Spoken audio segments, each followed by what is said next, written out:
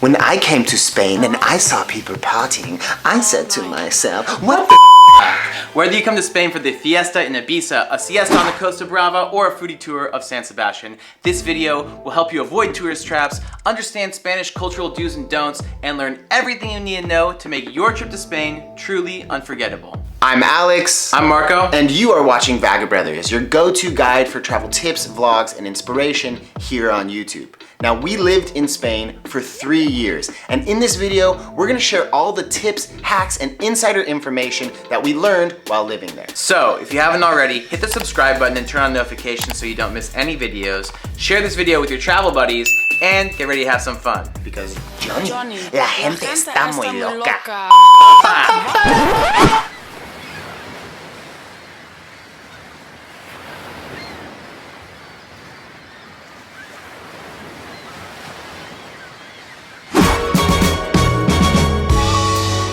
Hello again, Bond. Whiskey? Thank you, Em. So, holiday in Spain, how original. Where are we off to this time? Magaluf? No, far too common. Oh, Ibiza! A bit too posh for my likings. Barcelona? No, it's more subtle than that. Barcelona.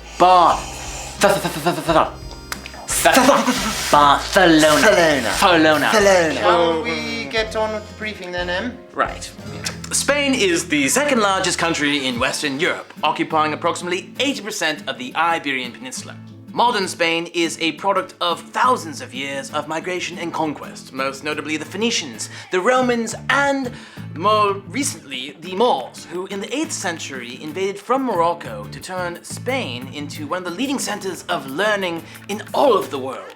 A mosaic of cultures, if you will, Em. Precisely. Modern Spain is best described as a nation of nations, a legacy of the Reconquista, when the Catholic kings of Castile united all of the different kingdoms to push out the Moors in 1492. 1492, the year Columbus sailed the ocean blue. Spot on! In just a number of decades, Spain went from being a conquered, occupied country into one of the most powerful kingdoms in all of history. Okay, let's talk where to go. The 3 most popular cities are Madrid, the capital, which brings together the best of Spain; beachside Barcelona, which fuses the medieval quarter with the modernist architecture of Catalan-born Antoni Gaudí; and sultry Sevilla in the south, the birthplace of flamenco. Spain is full of distinct regions, like Catalonia with the Costa Brava and the Pyrenees, the Basque Country, a foodie paradise with great waves and a unique culture, and Andalusia, where Moorish influence blends with iconic Spanish traditions. And of course there's beaches, not just the Costa del Sol or the Costa Brava, but the Balearic Islands, Mallorca, Menorca, Ibiza, and Formentera, and the tropical Canary Islands, which are actually off the west coast of Africa and unlike any part of Spain. If you want more information on where to go and what to do in Spain, make sure that you subscribe to our channel and turn on notifications so you don't miss the video that we're making about that subject very soon. Also, if you haven't seen our 8-part series on the Basque Country or our top 10 things to do in Barcelona, check out those videos as well.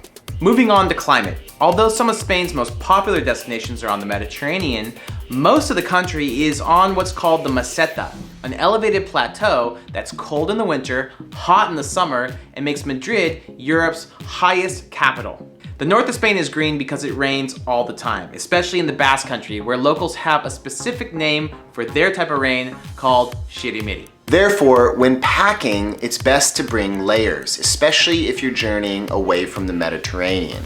If you're visiting in the winter, make sure you have a warm, waterproof jacket, although it doesn't really snow unless you're in the mountains. Also, pack a dressy outfit for going out, or just head to a Sarra if you find yourself underdressed. In summer, Spain gets slammed with foreign tourists, known as guiris, while domestic tourism surges around Christmas and Easter, known as Semana Santa, which is most big in Sevilla.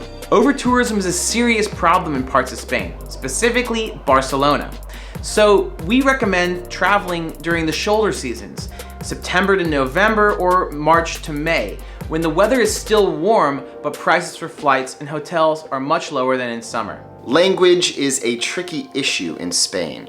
You might assume that everyone speaks Spanish, but many regions have their own languages, like the Latin-based languages of Catalan and Galician, or Euskera, the Basque language, the only non-Indo-European language in Europe and one of the oldest living languages in the world. Spanish, as we know it, actually comes from the region of Castilla, so people in Spain call it Castellano. Castellano became the lingua franca of Spain during the Reconquista, which was led by the king and queen of Castilla, Ferdinand and Isabella. So calling Castellano Spanish is kind of like calling English British, if that makes sense, because England's only one part of Britain. These regional languages are central to many people's identities, especially in the Basque Country and Catalonia, where many people are pushing for independence from Spain. If you try to learn some local words like kaixo, hello, in Basque, or bon dia, it will be much appreciated by the locals. Now that we've covered the basics, let's debunk some popular myths, starting with the one thing that we all seem to associate with Spain: bullfighting. The truth is that not all Spaniards love bullfighting. In fact, many hate it, and it's banned in regions like Catalonia. However, it remains popular in more traditional parts of Spain, and it's probably not going anywhere anytime soon. Ole! Mira qué bonita es, mira la Alhambra, mira la Alhambra. Mira qué bonita es, mira la Alhambra, mira la Alhambra. Mira qué bonita es. Nor do all Spaniards dance flamenco. Like many things associated with Spain, it actually comes from Andalusia, specifically from the Roma people, who originally migrated from India almost 1,500 years ago, and who, despite persecution, have added much to Spanish culture, especially in the south. Spaniards do know how to enjoy life, so many foreigners assume that life has been easy. But the truth is, Spain has faced some serious challenges, especially in the last century, most notably the Spanish Civil War of the 1930s, in which the democratically elected republic was overthrown by the fascist dictator Francisco Franco, who ruled Spain with an iron fist until his death in 1975. Since then, Spain has returned to democracy, had a liberal renaissance known as La Movida Madrileña, and joined the European Union. But the wounds of the Spanish Civil War that turned brother against brother are still very, very real. Be respectful. More recently, challenges include the 2008 financial crisis known as La Crisis, which left 1 out of 2 young Spaniards without a job, which is why over 80% of young Spaniards under 30 still live with their parents. The economy has started to recover, but unemployment and low wages continues to make life difficult for young Spanish people. Not all Spaniards take siestas, and the tradition actually originated in southern Portugal, where it was a way for day laborers to get a rest from the midday sun. Typically, you have lunch at home, have a short nap, maybe take a paseo, a walk around town, and then return to work from 5 to 8 p.m. That being said, most small businesses do shut down between 2 and 5 p.m. every day and on Sundays, so plan your shopping accordingly. Spain has to be one of the most fervently Catholic countries in the world. It's the birthplace of the Inquisition, the Jesuits, and Opus Dei. And even though over 3/4 of modern Spaniards identify as Catholics, very few of them actually practice the religion. Furthermore, Spain was deeply influenced by Sephardic Jews, who arrived during Roman times and spoke a hybrid of Spanish and Hebrew known as Ladino, as well as the Islamic Moors, who turned Cordoba, Sevilla, and Granada into some of the most advanced centers of science and learning in all of the world at that time. During the Inquisition, these two religions were forced to either convert to Christianity, leave Spain, or die. But their legacy has survived in many ways. Jewish influence on Spanish cooking, or the Arabic impact on the Spanish language. Azúcar, aceite, alcohol, any word that starts with AL probably comes from Arabic. Some people assume that Spanish culture is similar to Latin America, and while Spain did conquer the vast majority of the Americas, the cultures in places like Mexico, Peru, or Argentina are actually blends of Spanish culture with indigenous and immigrant traditions. Of course, there are many things that flowed back to Spain from the Americas, most notably looted gold and silver, which still to this day adorn many of the cathedrals across the country, most notably in Toledo. Holy Toledo! Not to mention a love of hot chocolate and the potato, which form a cornerstone of the Spanish diet. Speaking of diet, let's talk about one of the best parts of Spain, food and drink. With over 171 Michelin-starred restaurants in Spain and good food at any price point, Spain is easily one of the best foodie destinations in the entire world. Before we talk about where and what to eat, let's talk about how to eat, specifically why Spaniards eat later than other European countries. Breakfast, or desayuno, is a minimal affair in Spain. It's usually just a sweet pastry and a café con leche, which is kind of like a latte, or a cortado, which is a shot of espresso with just a little bit of milk. Lunch, known as la comida, is the main meal of the day. It's served during the siesta from about 1 in the afternoon until 4 p.m. Save money with a menú del día, a 3-course meal with wine, coffee, and dessert included for around 10 to 15 euros. It's the best deal in the country, and if you're on a budget, timing the menú del día right could carry you through the full day. Spain is famous for its culture of tapas, which means covers, because supposedly they were designed to cover the glass of wine for travelers in roadside inns so they didn't get too drunk before they had to ride their horse to the next village. A lot of different explanations. No one really knows where they came from, but they're excellent and usually cheap. If not free, at least in Granada, where you get a free tapa with every drink order, which is pretty epic. You can eat them for lunch, but it's more common to have them with a glass of wine at dinner. In the Basque Country, they serve pinchos, similar to tapas, but a bit more elaborate and a little bit more expensive.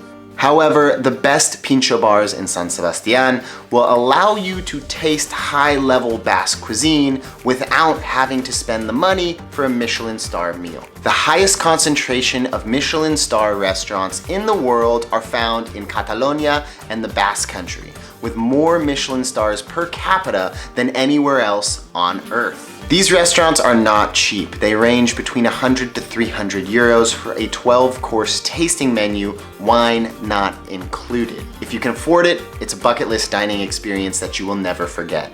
All right, now let's talk about what to eat, the essential dishes to try on your trip to Spain. Perhaps the most classic Spanish dish is the tortilla de patata. A tortilla in Spain is different than a tortilla in Mexico. It's an egg and potato omelet that's sometimes served with onion or chorizo, but best served if it's gooey in the middle. You start to see them around 10 o'clock in the morning, where you can have it with a coffee for a late breakfast, or late at night. They're generally the tastiest and cheapest way to keep yourself full throughout your trip. Paella is Spain's most internationally known dish, but locals don't eat it often outside of Valencia. So if you see it advertised at a restaurant in Madrid or Barcelona, then chances are it's probably a tourist trap. Pescatarians, beware. Traditional paellas usually include quail and ham. If you want a more traditional seafood plate, try codfish, known locally as bacalao, best served pil-pil style in Bilbao in the Basque Country. Also, anchovies and bonito tuna are very common, especially in tapas. Jamon is Spanish for ham, cured ham to be specific. It comes in all different types of qualities. Pata negra is the highest quality, and jamon serrano is generally a good quality that's still affordable. Locals buy jamon serrano by the pata, literally a cured leg of ham. It's probably more economical and easy to carry if you just get a couple of slices at the deli. Put some jamon on a baguette with some manchego cheese and you're golden. Even better, before you put down the ham and the cheese, rub the bread with garlic and tomato and you have pan tomaca, a typical Catalan breakfast that's good any time of day, anywhere in Spain. Lastly, an essential dish is patatas bravas, brave potatoes. Crispy potatoes with spicy mayonnaise. Now, it's nothing special, but it is a great way to line your stomach before getting more expensive and less filling tapas. Trust me, there's nothing worse than going out for pinchos or tapas, spending 50 euros and coming home hungry. So, do as the pros do, get the patatas bravas primero, and then you should be good to go. With all this good food, you'll need something to wash it down. Now, you're probably thinking about sangria, but this is really something that's mostly served to tourists. A smarter choice is to try Spain's many wines, which are high quality and low price. On average, about €1.25 per liter, to be exact. Here's an overview of Spain's main wine regions and varietals. The most common grapes are Tempranillo, a medium-bodied red that's grown largely in the La Rioja region in northern Spain, and its name comes from being picked somewhat early in the season. Also popular is Garnacha, or Grenache, which is typically a mixing grape but can be great on its own. Cava is a sparkling white wine similar to champagne, and it's mostly grown in Catalonia. Sherry is very popular worldwide, but in Spain it's called Jerez, after its town of origin in Andalusia. Other popular whites are Albarino, which is minerally because it's grown on the fjords of the coastal region of Galicia, and the naturally effervescent Chacolí, which comes from the Basque Country, and both Chacolí and Albarino go great with seafood. Most Spanish beers are crisp lagers like San Miguel, but craft beer is making inroads in major cities. Hard ciders are popular in the Basque Country and Asturias, and students all over Spain love to pre-party with a mixture of Coca-Cola and boxed red wine known as calimocho. Lastly, let's talk about one of the most important things to know before you go: social etiquette, do's and don'ts. Do: greet people, both friends and total strangers, with 2 kisses on the cheek. There's nothing romantic about this. It's done between everybody, but usually not between guys. You're not actually kissing people on the cheek. You're kissing like right next to the cheek. You go left side first, then right side. You make the noise. You don't actually do a slobbery kiss on the cheek, because that would be weird. Don't expect things to get done at the snap of a finger. This is especially important for people from the United States of America who expect the customer to come first. In Spain, the customer does not come first, and you will not get anywhere by demanding things to happen right away. Remember, if a store or restaurant is closed, it's closed. Do linger after the meal is finished. In Spanish, this is called the sobremesa, and it's one of the best parts about dining with friends. So, have a coffee or a licor like anís or pacharan and enjoy the conversation.